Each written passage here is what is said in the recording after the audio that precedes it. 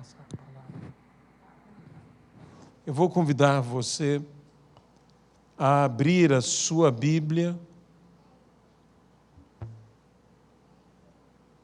no Salmo de número 92.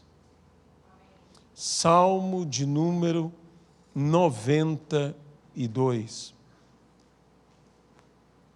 Esse cântico, este salmo, que nos fala do cântico vespertino, do cântico matutino ao Senhor, dizendo: bom é render graças ao Senhor e cantar louvores ao seu nome, anunciar de manhã as suas misericórdias e durante as noites a sua fidelidade. Que a misericórdia e a fidelidade do Senhor estejam se manifestando a todos nós nesse lugar e em nossas vidas. Diz o versículo 5: quão grandes, Senhor, são as tuas obras e os teus pensamentos, que profundos. E este é um salmo que, segundo vários estudiosos, foi escrito por Moisés. E Moisés, então, diz aqui algo tremendo ao final deste salmo. O justo, diz a palavra, florescerá como a palmeira e crescerá como o cedro no Líbano. Plantado na casa do Senhor, florescerão nos seus átrios. Florescerão nos átrios do nosso Deus. Na velhice darão ainda frutos. Serão cheios de seiva e de verdor, para anunciar que o Senhor é reto, Ele é a minha rocha, e nele não há injustiça.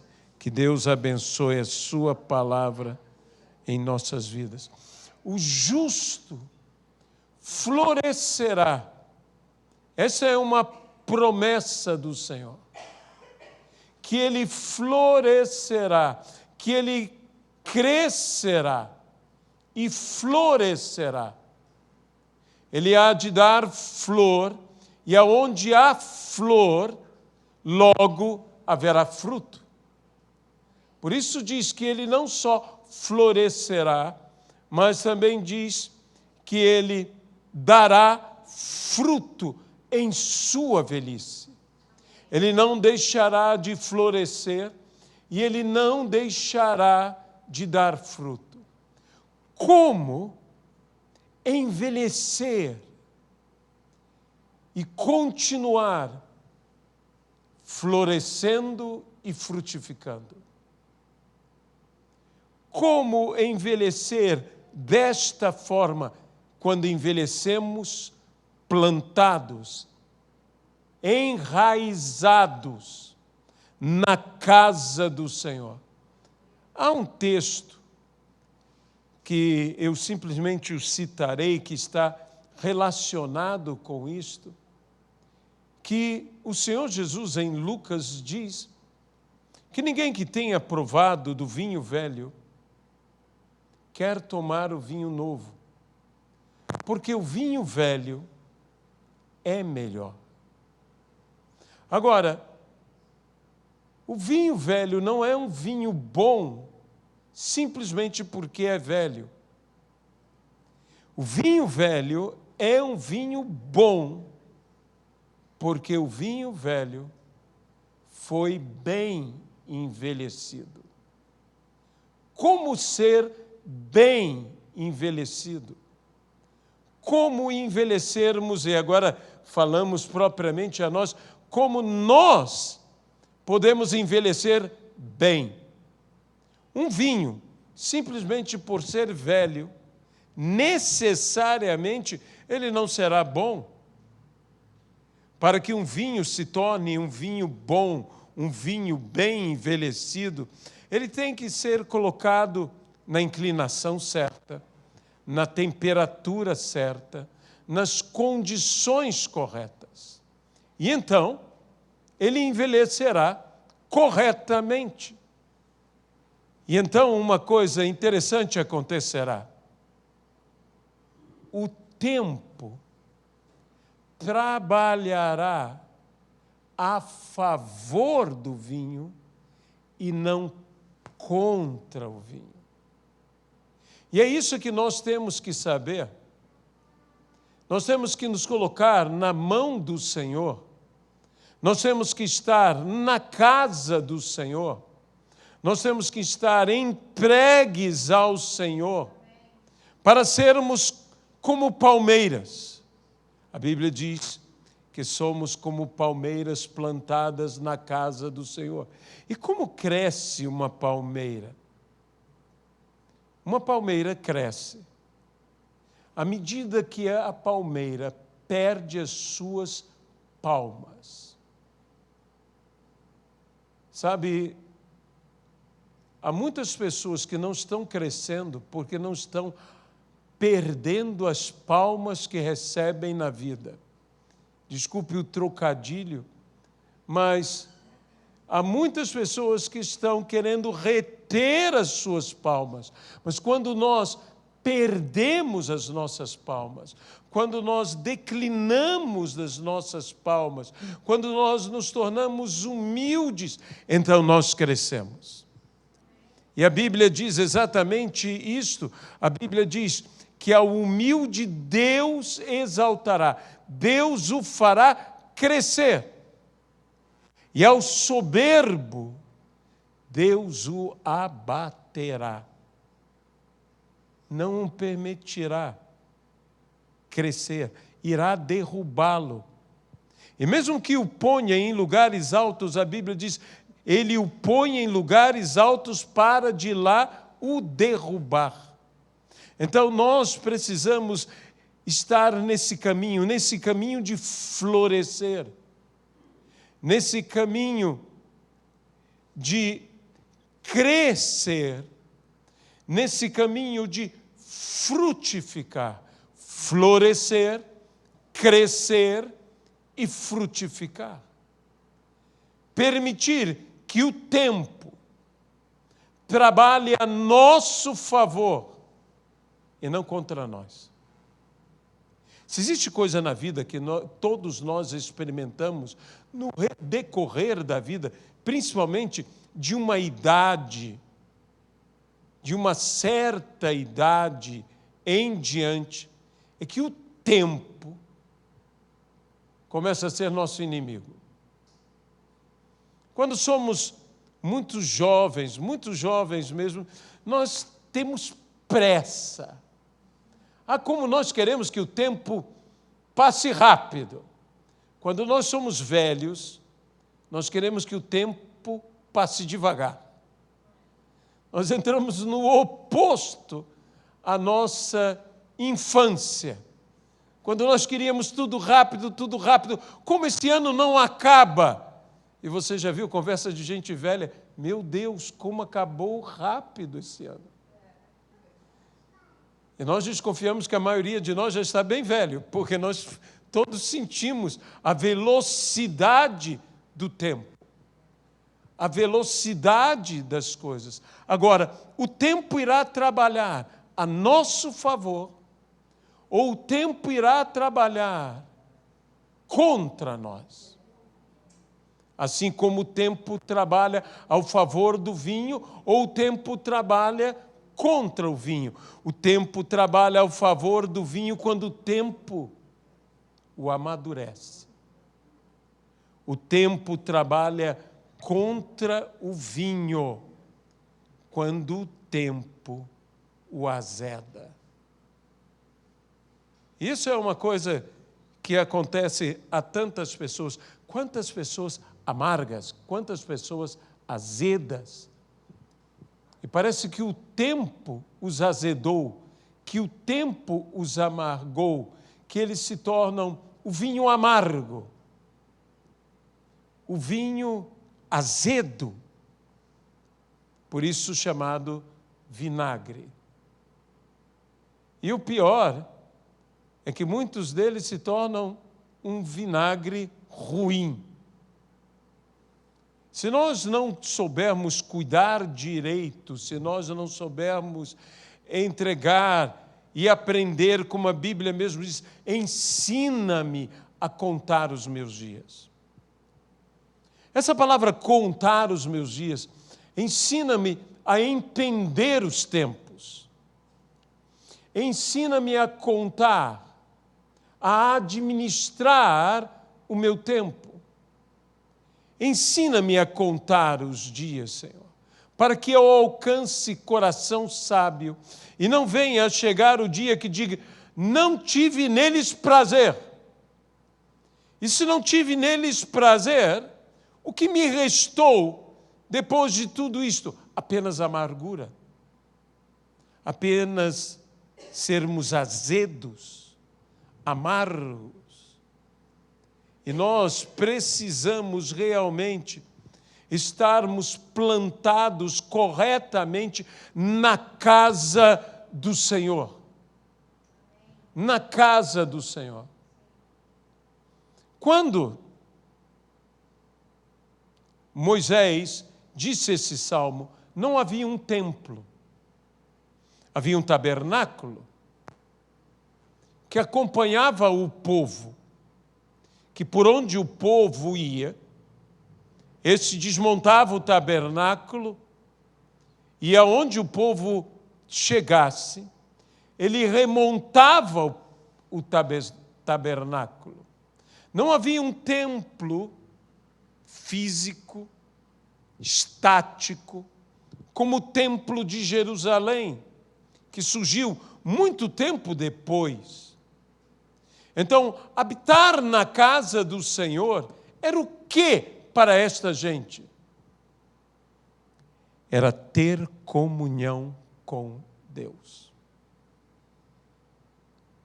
E este é o segredo, eu diria que é o segredo de um envelhecimento, quando o tempo trabalha a nosso favor, nos amadurecendo, nos melhorando, nos aperfeiçoando, e não contra nós, simplesmente nos envelhecendo.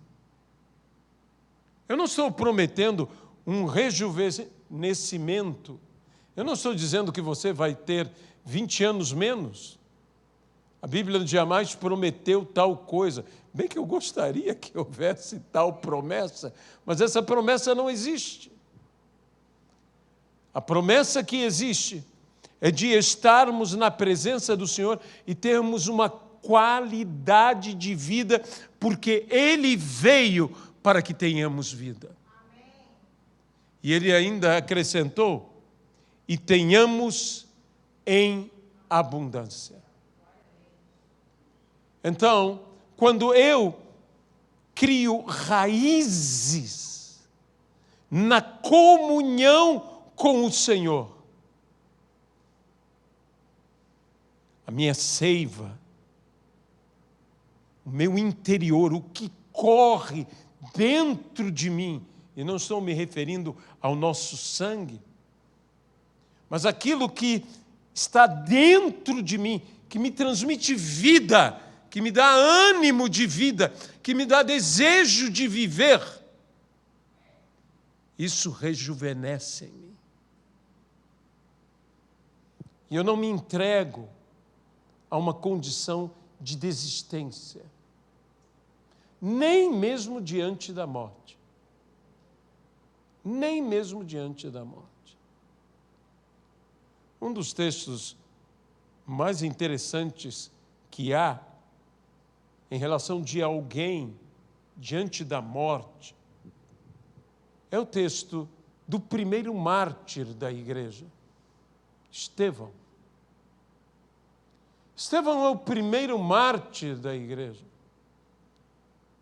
Às vezes é interessante nós observarmos o texto bíblico como se nós estivéssemos lá dentro, vendo o que está acontecendo. Aquele homem, com veemência, expôs toda a realidade bíblica. É um discurso completo, bíblico do princípio ao fim, mas que criou tanto ódio nos seus ouvintes, que a Bíblia diz que eles rilhavam os dentes. Eu creio que Estevão percebeu que algo de mal lhe aconteceria. Com aquela multidão, com aquele público, o odiando a tal ponto de rilhar os dentes. Aquela gente queria acabar com ele. E, de fato, foi o que fizeram. O arrastaram para fora. O levaram para fora da cidade. Imagine a situação. Ele agarrado por uma multidão que o levava violentamente para fora. E ele, erguendo os olhos, a Bíblia diz que ele viu a Jesus. Ele não olhou a multidão, a sua atenção não estava na fúria daquele povo, os seus olhos olhavam para outro lugar. A sua atenção estava em outro lugar. Ele viu a Jesus, à direita do Pai, e a Bíblia diz que ele o viu de pé. Quando um rei se levanta, nós não somos uma cultura dada a reis e a reinos, então nós não temos esta maneira de entender. Mas quando um rei se levanta, todos têm que se levantar. Assim, são os bons costumes dos que vivem um reino, um reinado. Então, quando o rei se levanta, todo o reino que o vê levantar-se deve se levantar com o rei. Donde eu suponho e creio que o céu naquele dia estava de pé para receber Estevão. O céu o recebeu de pé. A terra o rejeitou. A terra o maltratou. O mundo o matou.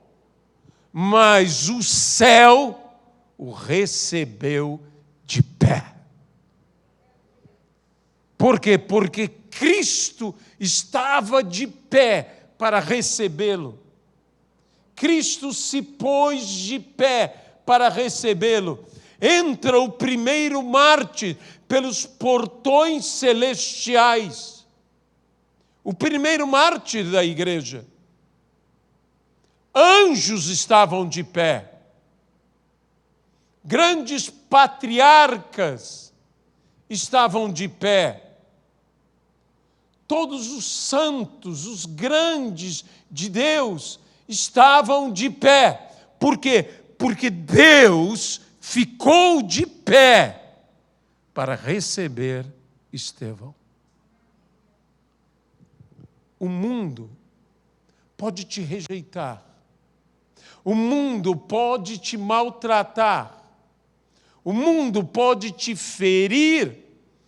O mundo pode te matar, o mundo pode rilhar os dentes contra você, te odiar, mas há um Deus que te espera e te espera de pé. O céu te espera de pé. O céu te espera de pé.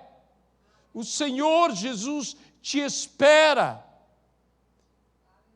E Ele não faz isto apenas no momento derradeiro. Ele não faz isto apenas quando a morte se aproxima. Seria tão triste que somente no momento final fôssemos assim honrados, mas Ele nos honra em todos os momentos e em todos os instantes. Quando nós oramos,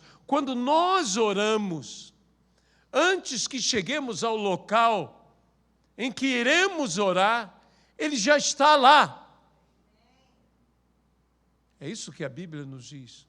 Quando você entrar em seu aposento para orar, o teu Pai que te espera,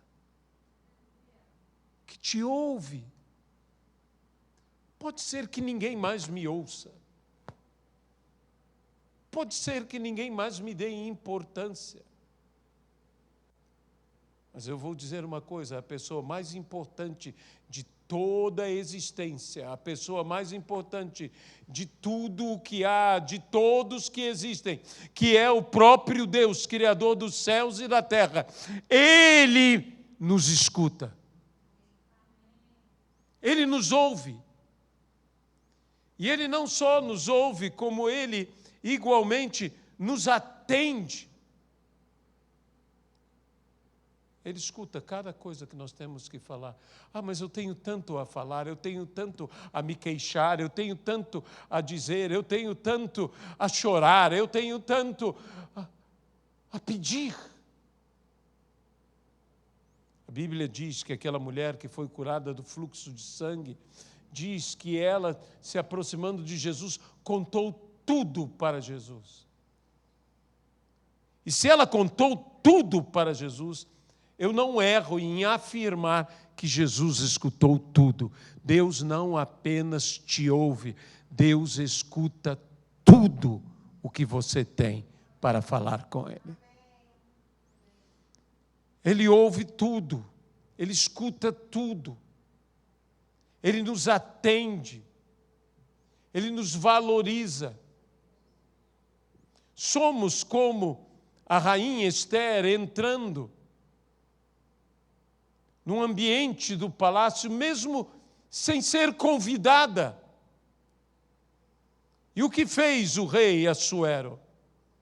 Imediatamente estendeu a ela o seu cetro e disse: pede-me o que quiseres. E se um rei, por amor à sua rainha, é capaz de fazer tal coisa, e de ainda dizer, mesmo que seja metade de todo o meu reino, eu te darei. Este rei maravilhoso, Rei dos reis, Senhor dos senhores, estende não apenas o seu cetro, estende toda a sua mão a nós. E também nos diz, como disse a Salomão, pede-me o que quiseres. E não nos promete metade. Pois metade de um reino tão colossal quanto dos medos e persas era muita coisa. Mas há algo que é maior do que muita coisa. É tudo. Pede-me e te será feito. Ainda que você me peça tudo. Ele não te promete metade, mesmo que metade seja muito. Ele te promete tudo. Este é o nosso Senhor, que pode mudar toda a realidade da nossa vida, que pode transformar todo o nosso viver, que pode fazer com que ainda na nossa velhice venhamos a dar muito fruto. Moisés era um homem que entendia sobre isso, porque o seu chamado, embora existisse desde antes do seu nascimento, embora a evidência que ele era escolhido já estava nos primeiros meses de sua existência. Embora fosse percebido e até, digamos, temido na plenitude dos seus dias, quando ele de fato é chamado, quando ele de fato é comissionado, quando de fato ele recebe uma ordem de Deus, quando ele tem um encontro extraordinário com o Senhor e o Senhor lhe diz: vai. Ele estava com 80 anos.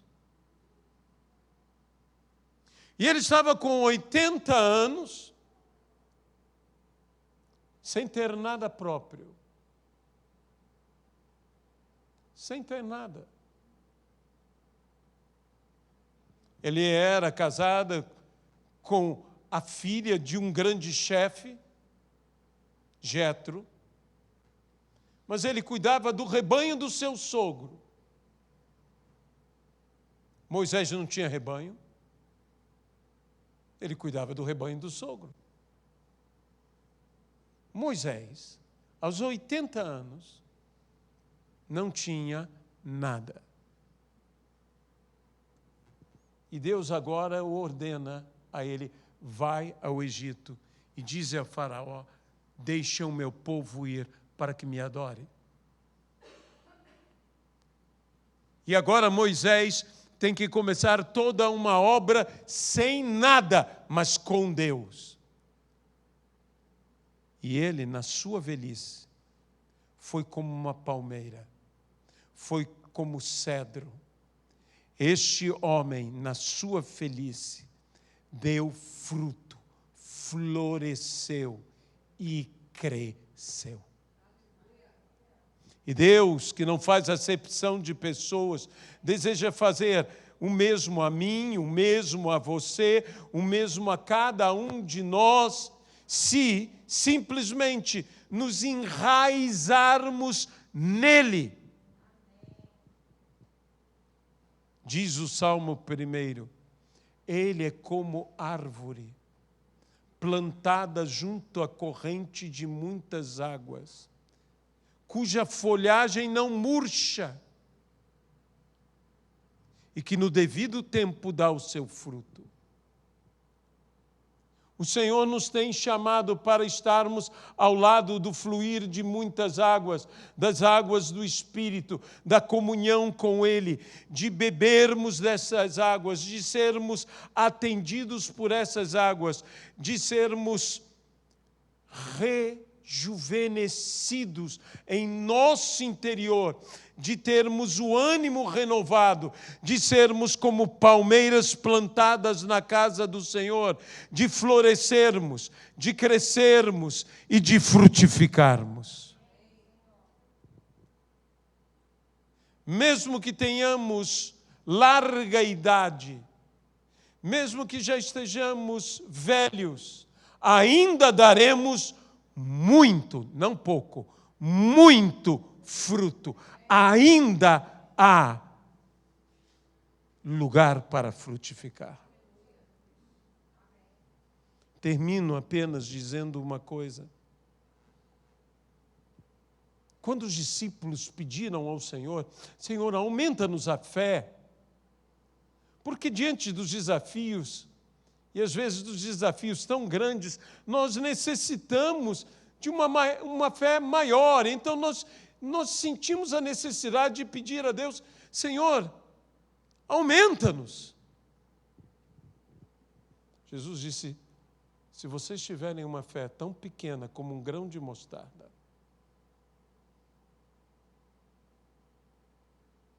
observem o grão de mostarda. Disse também Jesus, a respeito do mesmo grão, que quando semeada é a menor das sementes, mas depois se torna a maior das hortaliças. Isso significa dizer